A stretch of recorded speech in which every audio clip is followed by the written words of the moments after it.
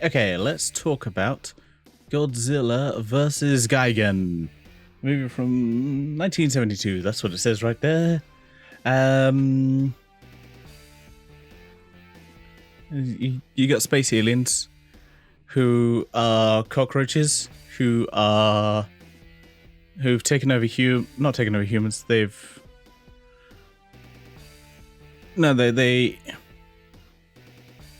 projecting their forms onto themselves so people can see them as human. And they've used some people that died for, I guess, tax purposes. I guess so they could pretend they're them. It's a little weird they use that rather than just, I don't know, using like themselves or just making up a person, I guess. I guess if they got someone to copy, they can do that. It's not really explained. It's a lot of things in Godzilla movies you like. It's explained. Yeah, we get the first appearance of Gigan. I like Gigan because as a kid I always liked Scyther. I feel like Cypher is definitely a little bit based on Gigan. Not in color scheme, but just kind of bladed arms. There's got to be a little bit of influence. You get Angerus is actually like does stuff, which I feel like is the first. Maybe Angerus has done other stuff. I don't know. It's basically King Ghidorah and Gigan versus Godzilla and Angerus. Those are your four main kaiju. I think there's a few cameos in there. Mostly just reused footage. Which seems to be the style of some of these Godzilla movies is they're just reusing their own footage. Like, you didn't see that? Oh, I just reused some footage. You totally didn't see any of that reused footage. Yes, I did. Well, they are the Nebula M aliens who are trying to. They talk about world peace, and world peace is basically eradicating the Earth, killing all the humans, so Earth is like suitable for them, basically. Because they used to be on a planet.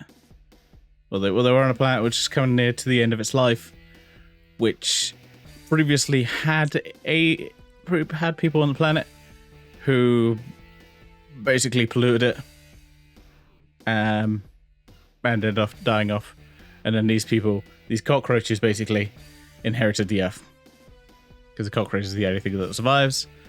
There's like a little bit of a continuation of Godzilla vs. Ghidorah, a little bit. It's like it's got a little bit of that flavor in there, just a little bit. Not as much. I don't think it's as good. Does take a while for the fights to get going. Godzilla does get fucked up, like quite a bit. Like it gets a cut into his shoulder. He does get quite fucked up. Like, honestly. Yeah, and there's basically kind of a monster theme park which has a Godzilla on it. Or not a Godzilla, it just has a statue of Godzilla they use as like which fires lasers apparently. It's weird. Honestly, it's weird. It's a strange film. And it's the last written here, as I said in the thing. It's the last movie that has like the original actor to play Godzilla. So this last appearance as Godzilla in the suit since 1954. So 18 years playing Godzilla. Not a bad run. Not many people get to play a character for that longer time. Yeah. The humans are there. So you basically have a guy who I still can't figure out if it's his wife, girlfriend, or mother, because he does call her like mum, something or other. I'm just reading through these. Let's see if I can see it, but whatever. Yeah. So I was never quite clear on that. We sent him like for a job interview at this place. he gets snooping around, and well, first he finds out that the sister has lost his. Well, the sister is a spy who stole some tape, and then it's like she is basically has a kind of a hippie friend who helps her out, and they're trying to find their brother who's been kidnapped for some reason. I forget why. I honestly do. I just forget. I'm like, what? Why? What? Why? So yeah, there's that. Honestly, it's not a good one. Like it's not bad, but it's not good either. It's kind of meh. We're kind of in the meh territory of Godzilla films. Like, I like the fact that Gigan's here. So yeah, it's his first appearance. So that's cool. And like I said, Godzilla gets fucked up. Kind of cool. I don't think we've seen him get this fucked up. This much of the back foot.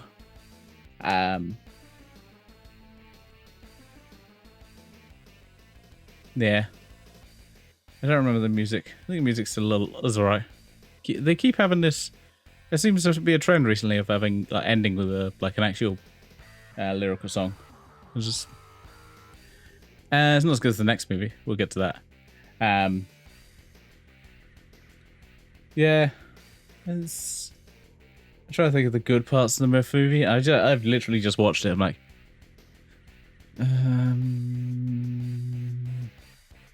there's a lot of like.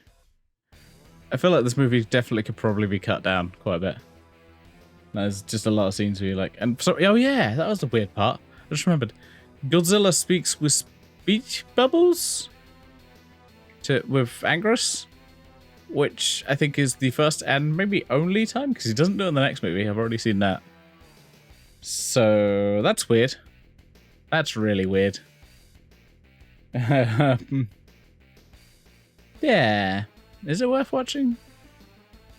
Not unless you're a big Gigan fan. That's about the only reason you want to see it. Is because Gigan's there. Yeah, it's a little bit. Weirdly, it's a little bit more grounded than the next movie, which we'll get to. Yeah. Do I recommend it? Nah, skip it. Skip it unless you really like Gigan. Hey, it says here there, first time Godzilla drew blood. Which is it's kind of cool. Yeah, first time we see him actually get hurt, which is cool.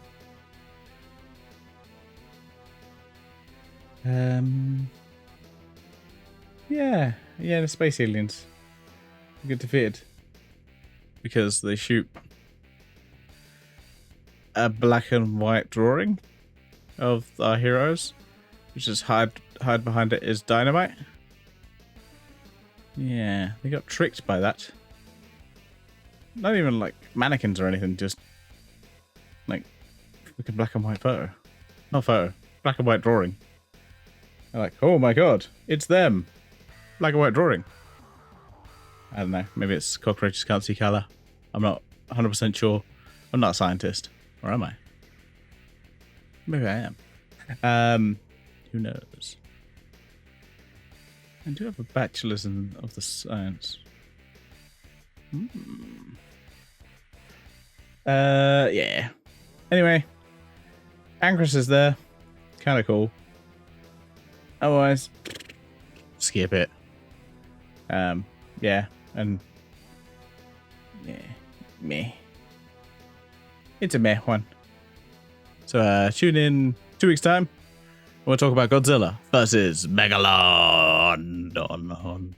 On.